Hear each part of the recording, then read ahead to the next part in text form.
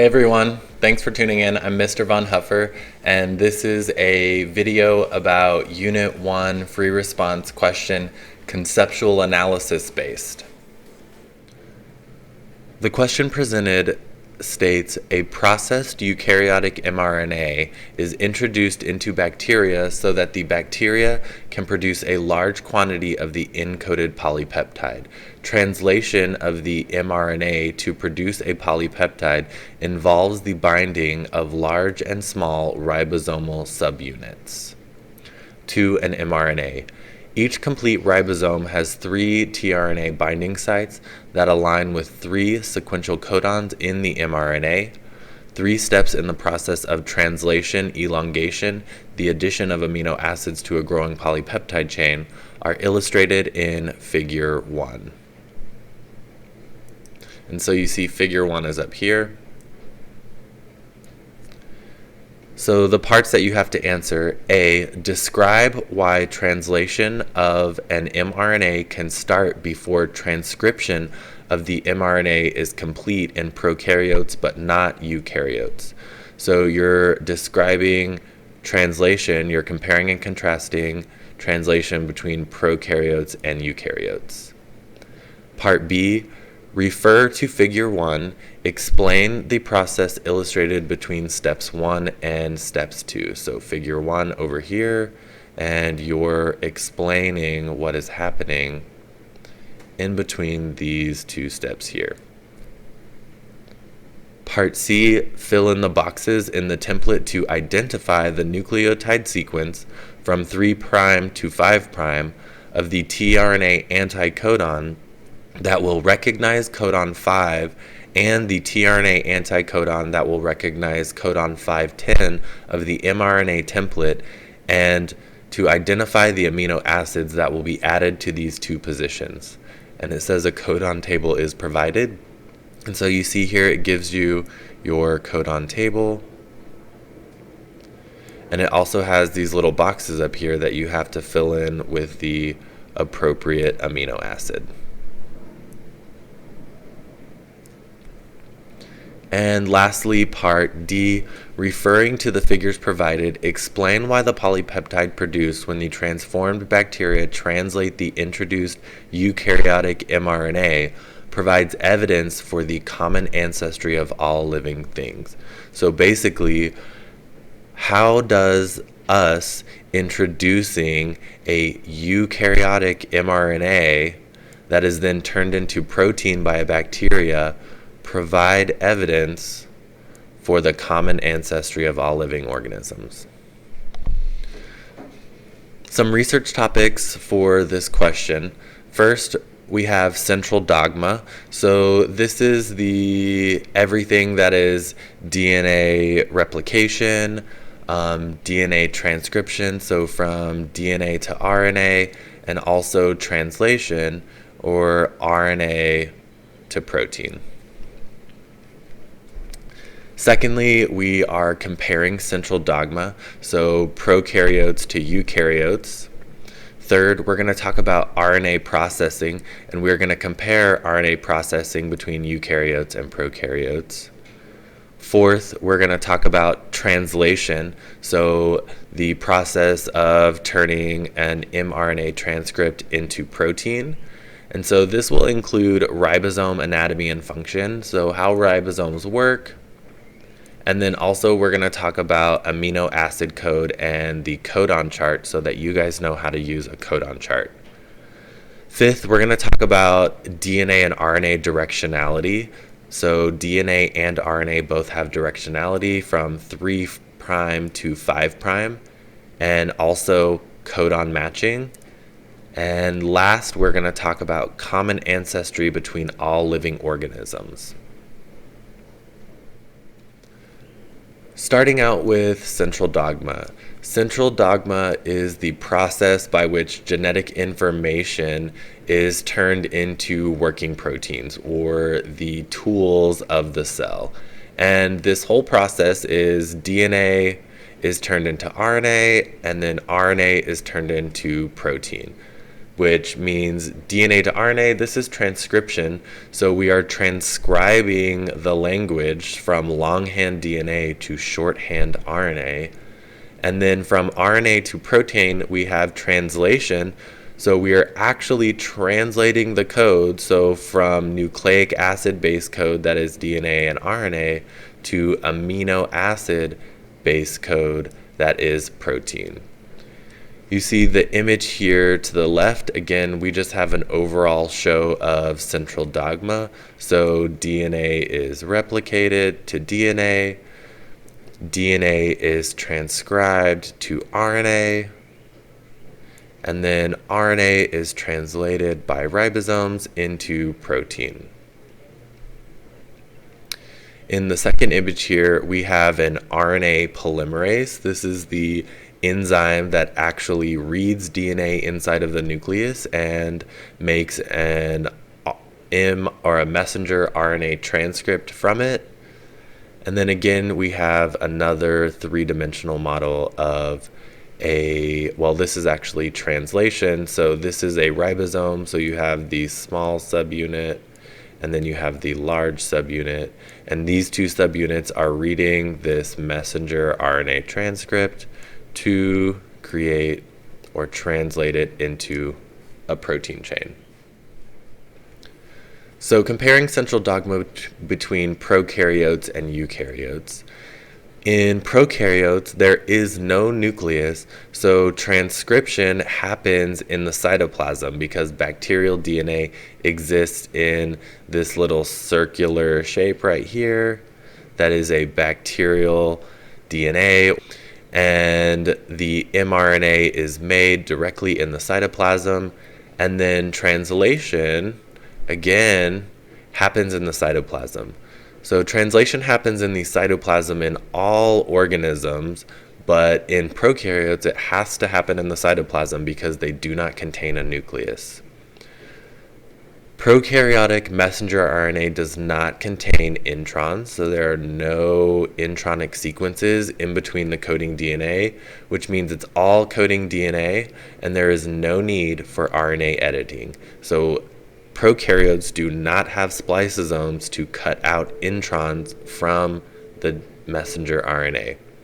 And then ultimately the protein is synthesized into the cytoplasm because that is where all things exist inside prokaryotes. So here in the picture you see this says polycistronic mRNA. So polycistronic just means that there are multiple genes or multiple variations of a protein on one string. So as these ribosomes are running along this mRNA, maybe they're all producing the same protein, but there's a good possibility that each of these ribosomes is producing a different protein that is coded for in a different region of this messenger RNA. Switching over to eukaryotes, obviously eukaryotes have a nucleus. And this is where the DNA is stored. So transcription in eukaryotes happens inside of the nucleus. So DNA is converted to RNA inside of the nucleus. Eukaryotic messenger RNA is considered immature when it is first made and has to undergo what we call RNA splicing.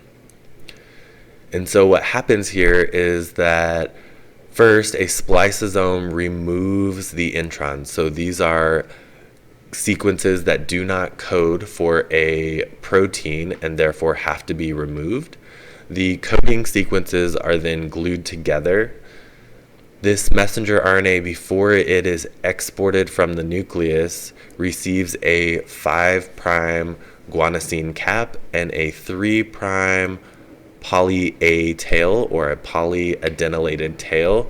This protects the messenger RNA from degradation once it is exported into the cytoplasm. And so this now mature RNA is exported from the nucleus, where it is now able to be translated by ribosomes. Our next topic is going to be RNA editing. So we're going to talk a little bit more about the process of editing RNA in eukaryotes. So again, prokaryotes do not have a nucleus, they do not have introns, and therefore they do not perform RNA splicing. This process is unique to eukaryotes. And again, this happens through a organelle-like structure called a spliceosome, as you can see here, which is a collection of riboproteins or ribozymes. So these are proteins that have a RNA catalytic component, which makes sense because we're binding to RNA and RNA can bind to itself.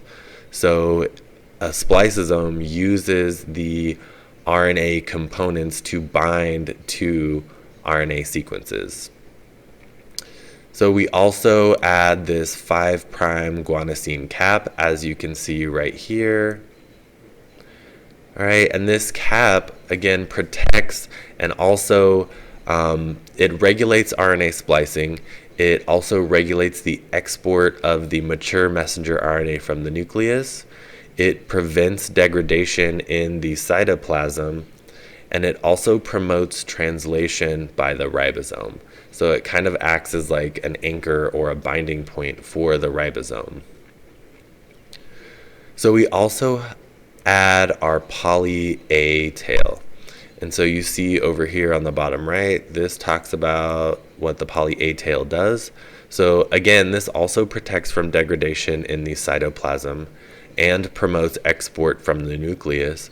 So if a messenger RNA inside of a eukaryotic organism is not 5' capped and 3' poly A-tailed, it does not export from the nucleus. And it also recruits proteins in the cytoplasm. This 3' poly A-tail recruits proteins in the cytoplasm to assist with translation. And you see the whole process here for RNA splicing. So we have capping, and then we have the actual cutting, and then we have polyadenylation, and then ultimately we have export from the nucleus.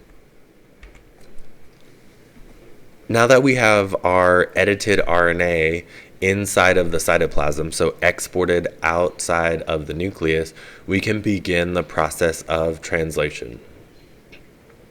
So translation is just RNA being turned into protein, and this process is performed by ribosomes.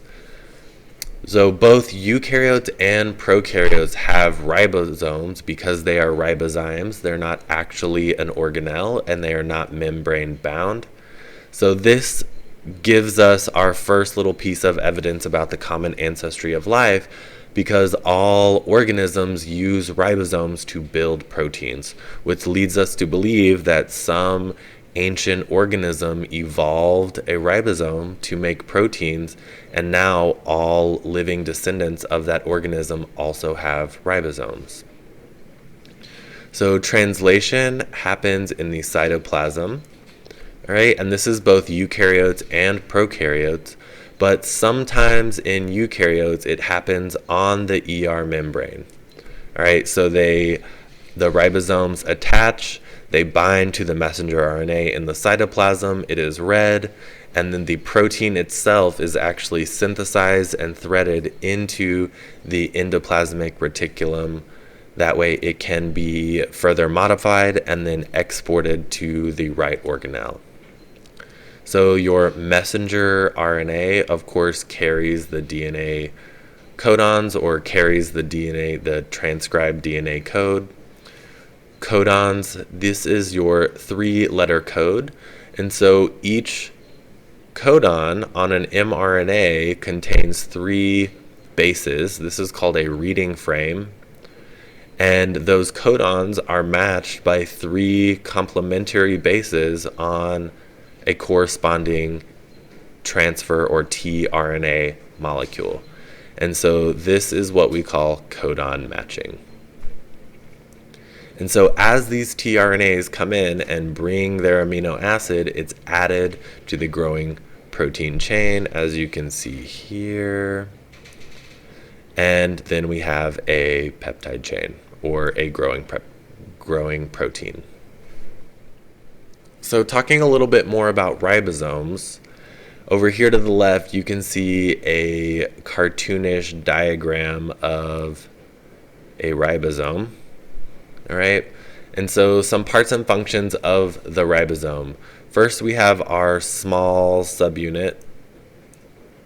That's this one down here. All right, and the small subunit binds the mRNA and actually directs the interactions between codons and anticodons. So this is kind of regulating this whole process of the mRNA moving through the ribosome, and also determines whether the codon matches properly and whether it's going to accept. So if the codon doesn't match, the ribosome kicks it back out and waits for another transfer RNA with the right anticodon to match. Next, we have our large subunit. So that's this one right here.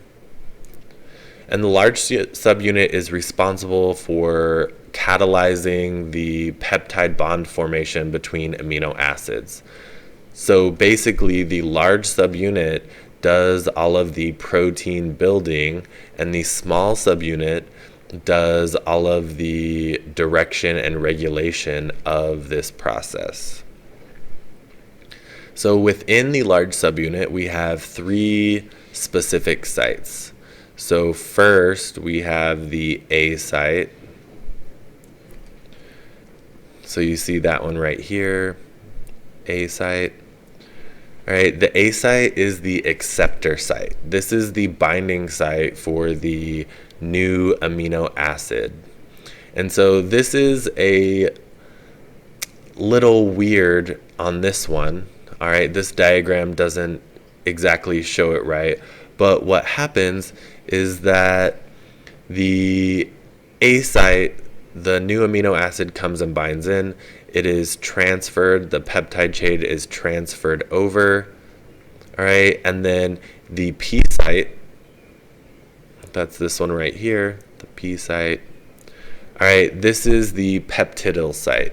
So this is the site that actually catalyzes the peptide bond formation between the amino acid and the polypeptide chain. And so after the peptide bond is formed, it is actually transferred over. So the whole thing is just shuffled over, and then the empty or the uncharged amino acid then moves to the E site, which is empty right here. And the E site stands for the exit site. So this is the site where, once shuffled over, the uncharged amino acid then falls out of the ribosome and can be charged again with a new amino acid. And so just a reminder, a charged tRNA is one with an attached amino acid, and an uncharged tRNA is one that does not have an attached amino acid. Continuing on with translation, you guys need to know how to take a template DNA strand, turn it into a complementary RNA strand, and then use a codon table to turn that complementary RNA strand into a polypeptide chain, or a list of amino acids. And so you see here on the bottom left, the purple strand of DNA here is known as the template strand. So it is the strand that's acting as the template. It is being read by RNA polymerase and turned into a complementary strand of RNA, shown here in pink. So this complementary strand, after the non-coding regions, contains what we call triplets or codons. So these codons are 3 base pair groupings, RNA base pair groupings, that code for a specific amino acid. And so then we use those triplets or those codons with a codon table shown here on the bottom right to determine what amino acids are being included into our protein chain, shown there at the bottom. So in the top right, I have given you an example. So there is a DNA sequence, And you have to, this is our template sequence, so I'm going to put a little T by it. Stands for template, not for Trevor, maybe both. And we're going to transcribe our DNA to a mRNA code. And I'm only going to do a couple of these as an example, and I'm going to let you guys do the rest. So first we have AUG. It's already done that for us. So then we have U, because remember, normally the pairs are ATGC, but in RNA, we swap, instead of T, we use a U.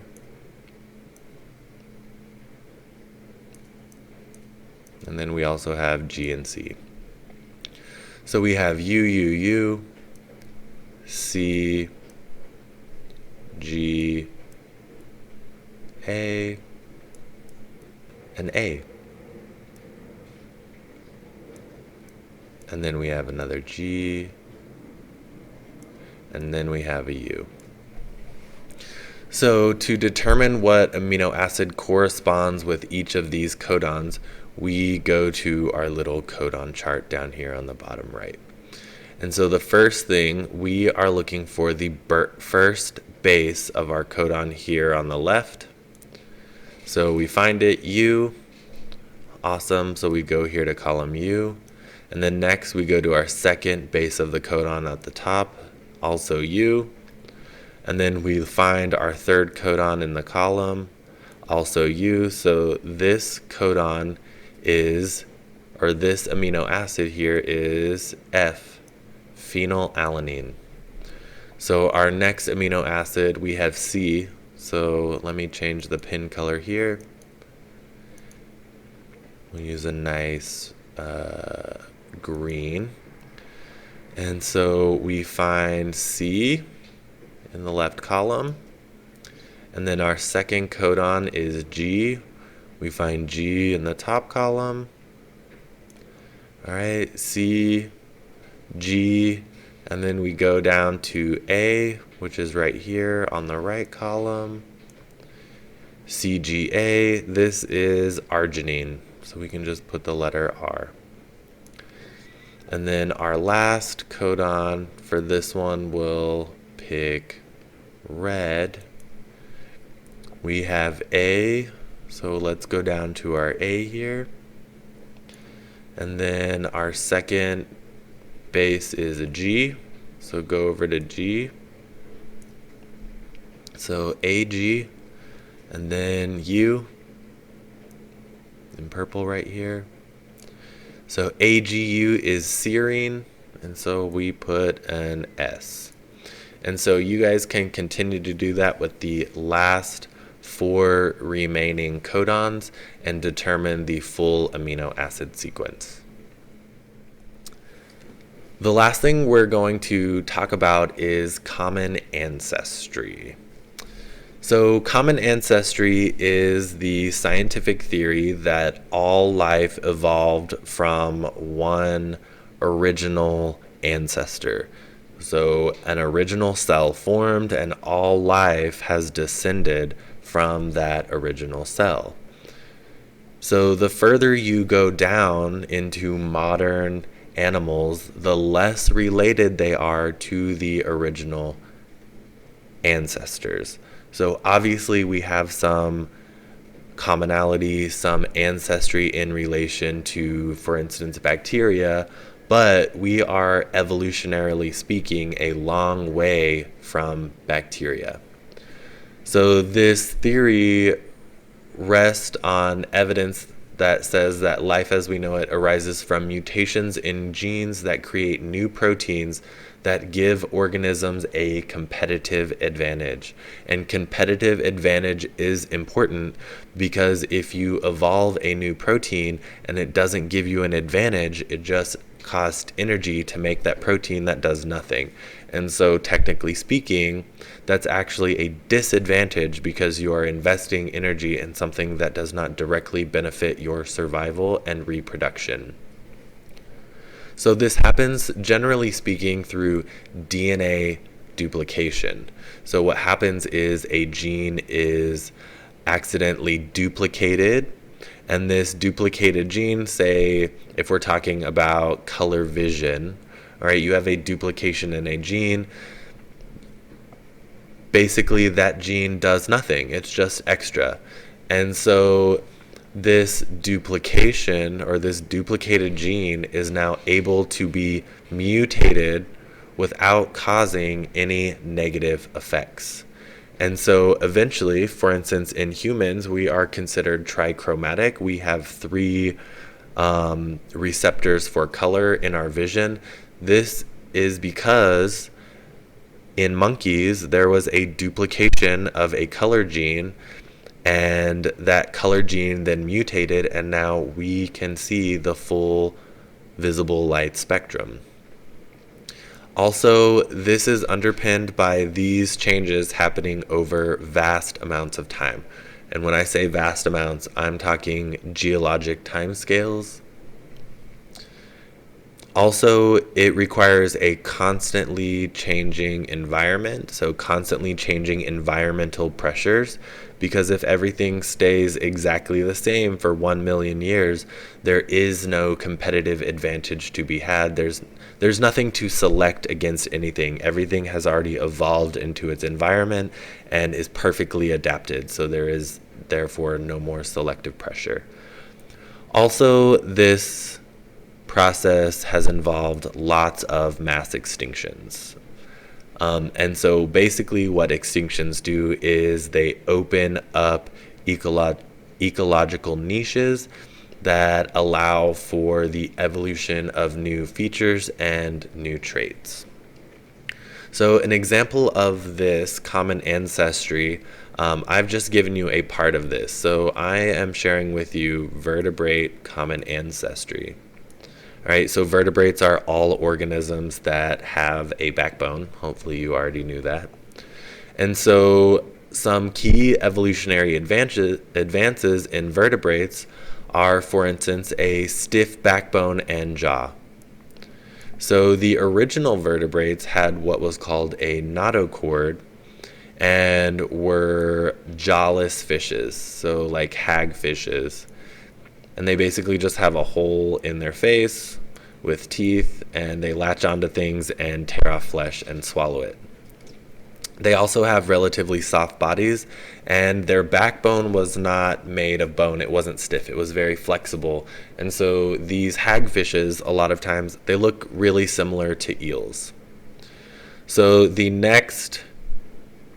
developing a stiff backbone and jaw allowed basically the development of cartilaginous fishes. So these are sharks and manta rays and skates. So this allowed these organisms to be better predators and to be able to swim faster and generate stronger forces while moving through the water. So they can basically move faster, eat more, make more babies. So the next key advance was hard bones and gill coverings. So gill coverings and hard bones allow fishes to start developing defense mechanisms, so sharp spines that protect them from predators. It also allowed them to develop gill coverings, which allowed fishes to move from moving water habitats like the ocean into still water habitats like lakes. So sharks and other cartilaginous fishes without gill coverings have to be constantly moving to force water through their lungs so that they can exchange gases. If you've ever seen a fish in a fish tank, or maybe a bass or something like that, they have those gill coverings, and those gill coverings actually move. They open and close along with their mouth to pump water over their gills. So fish with gill coverings do not have to be in moving water in order to survive. The next key advance were legs and lungs. So the legs part goes directly back to developing hard bones. So the development of hard bones in fishes also allowed them to accumulate developmental features or anatomical features that turned their fins into feet, which allowed them to go up onto the shore and evade predators. It also allowed them to lay their eggs in places that they were safe. And these legs then led to the development of lungs, which allowed these fish going onto land to be able to breathe. And legs and lungs then translated into the eventual development of amphibians. So amphibians then gave rise to reptiles in a development of amniotic eggs and internal fertilization. So amniotic eggs basically means that the egg has a yolk and can survive as an egg for longer periods of time. They also have a covering to the eggs that prevents them from drying out. And so reptiles were able to lay their eggs on land and also move further from water because they didn't require water for reproduction. And then the next development, and this came out of reptiles, is the development of fur and feathers. So reptiles evolved and split into two separate species, interestingly enough. So the first one to split, and this may be a surprise to a lot of you, were mammals. And the next one to split were birds. So mammals split off from actual reptiles, the group of reptiles. Birds split off from a group of reptiles we specifically know as dinosaurs. And so these came about in a modification, a genetic modification of scales. And so scales evolved into feathers, and scales also evolved into hair that cover most mammals. So this development of fur and feathers allowed for for birds and for mammals to move into colder climates, and also facilitated the development of warm-bloodedness, which allowed us to grow regularly throughout the year instead of being dependent on temperature and the environment. And then ultimately we have the production of milk in mammals. All right, and also what we call placentals. So animals that have a placenta that do not lay an egg, all right, and give birth to live young. An interesting thing when I was reading about the evolutionary split of mammals is that one thing we generally use to classify mammals is the presence of a mammary gland and the production of milk. And what I was reading is that the mammary gland is actually a modified sweat gland that produces milk. And so most mammals have nipples or a teat where the baby suckles from. However, some mammals, for instance, platypus and echidnas, actually don't have either, and they just have the gland where they secrete the milk onto the fur, and then the baby just licks the milk from the fur. Now, to answer our questions. So for part A, I have put some vocabulary that you need to use: prokaryotes, eukaryotes, cytoplasm, nucleus, nuclear membrane, and nuclear export. So in our answer, you can see that we have talked about that in eukaryotes where transcription takes place, which is the nucleus. We talk about the fact that it's edited into a mature mRNA and then exported into the cytoplasm for translation by the ribosome. And we talked about why eukaryotes cannot translate while they are transcribing, because since translation happens in the cytoplasm, transcription cannot take place at the same time, because transcription happens in the nucleus. So then we go on to talk about prokaryotes and the fact that they lack a nucleus and don't perform RNA editing. And so because of this, since there is no nucleus, RNA editing or export, transcription and translation can happen simultaneously. So they can happen at the same time, because as soon as there is mRNA transcript present, the ribosome can start binding and producing protein. For part B, it says to refer to figure 1 and explain the process illustrated between steps 1 and steps 2. So I've included the figure, and I've also highlighted the part that we're looking at. So between steps 1 and steps 2. So vocabulary to use: A site, so that's the acceptor site for the amino acid. The P site, which is the peptidyl site where the new peptide bond is formed. And then charged tRNA, so a tRNA that has a bound amino acid, and an uncharged tRNA, or a spent or used up transfer RNA. So to answer the question you see here, we talk about the P site and even labeled it. All right, and so that's part 3. So in the P site, we have the growing polypeptide chain, right? And this polypeptide chain is transferred over to this new amino acid in the A acceptor site, and we marked that as 4 because that's what it is on the diagram. All right, so we talk about the fact that the P site catalyzes the peptide bond formation, and then the A site accepts the charged amino acid, and then that charged amino acid is added to the growing peptide chain, so you see here,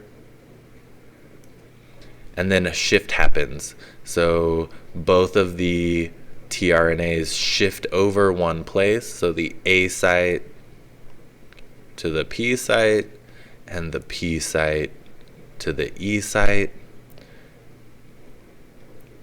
And then we explain that in the answer. So the growing peptide chain is transferred to the tRNA in A site, and the tRNA in the P site becomes uncharged. Right? And so I drew a little bit on step 3. However, we don't have to talk about that. All right? So the answer only says between step 1 and step 2. And so here we've explained acceptor site, peptidyl site, the transfer, and the addition to the peptide chain. For part C, it says fill in the boxes in the template to identify the nucleotide sequence from 3' to 5' of the tRNA anticodon that will recognize codon 5. And so that's right here listed as codon 5. I underlined it. And also of codon 510. So it gives us this little break here to show us that a lot of other amino acids have happened. And then we have codon 510, which I also underlined. And so in this one, you have to use the codon chart to fill this in. So first thing, using the codon chart, we did this earlier. So write the 3-letter code of the codon to match. So we're looking at 5. It's already written. CGG. All right, but we'll write it over here. CGG.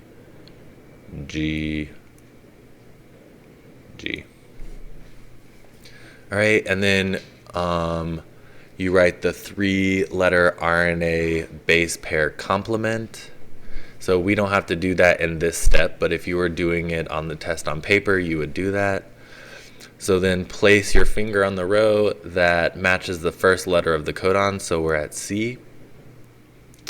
And then move your finger to the right until it's in the column that matches the second letter of the codon, so we're looking for G. So that's over here. So now we're in this square. All right, and then it says last, look for the third letter of the codon and find that. However, in this case, because all 4 codons in this box code for arginine, we just write that up here. So A RG. And then actually here we can write that, we do need to write the anticodon. So if we're looking at CGG, our anticodon is GCC. And so we write that in the box here, GCC.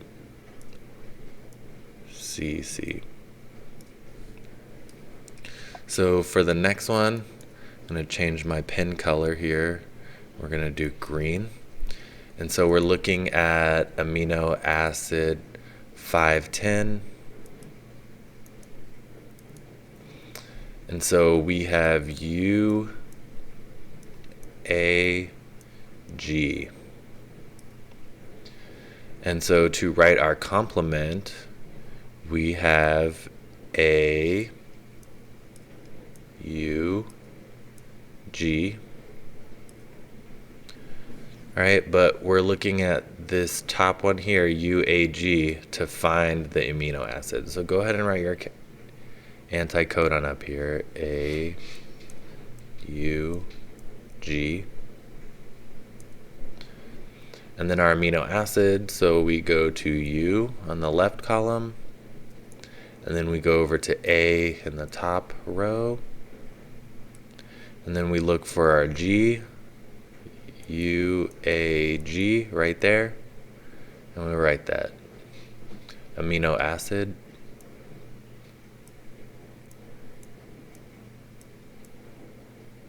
is stop. So that's a stop codon. So whenever that codon then, or when the ribosome reaches that codon and the stop transfer RNA gets in, there is no amino acid attached, and the ribosome falls off of the messenger RNA, and the protein chain is complete. So the last part, part D, says, referring to the figures provided, explain why the polypeptide produced when the transformed bacteria translate the introduced eukaryotic mRNA provides evidence for the common ancestry of all living organisms. So basically, in this question, you have to talk about why is it that a bacteria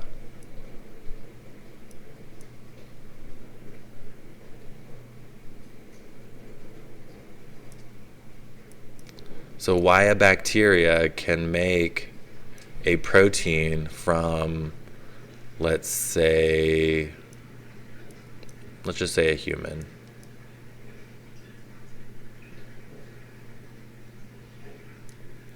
So why can a bacteria make a protein that is found in a human? So normally you would say, oh, they can't, right? Because the messenger RNA has introns and bacteria don't splice. Well, we've already taken care of that. So we have processed this mRNA from a human, and we have put it into a bacteria, so it's a mature mRNA, and then the bacteria produces the protein. And so the reason for this is because all living organisms use ribosomes to make proteins, right? Bacteria have ribosomes, humans have ribosomes. Also, this suggests that that codon chart, right, that we used earlier, that those codons are the same.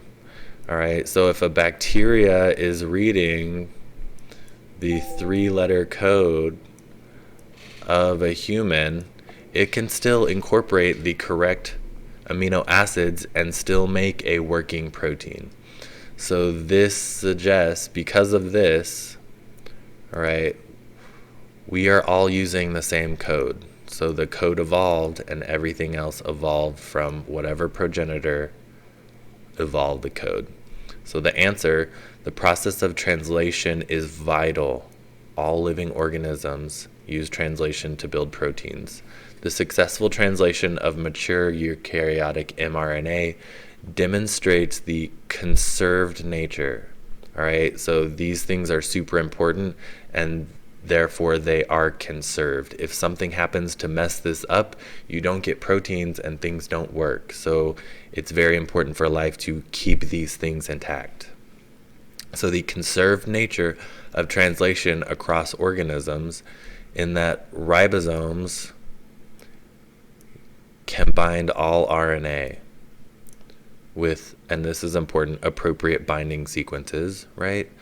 And that transfer RNA can bind to complementary codons on any RNA. So the code is universal, all life. This also is shown by the fact that the codon code works in both prokaryotes and eukaryotes. Thanks again for tuning in, guys. I hope you found this video helpful. If you have any questions or you need any help, feel free to contact me in Google Classroom, at my email, in Google Hangouts, or you can schedule a video conference. And last but not least, if you like the content I'm putting out, please hit the like button and also subscribe. Stay safe and stay at home. We'll talk soon.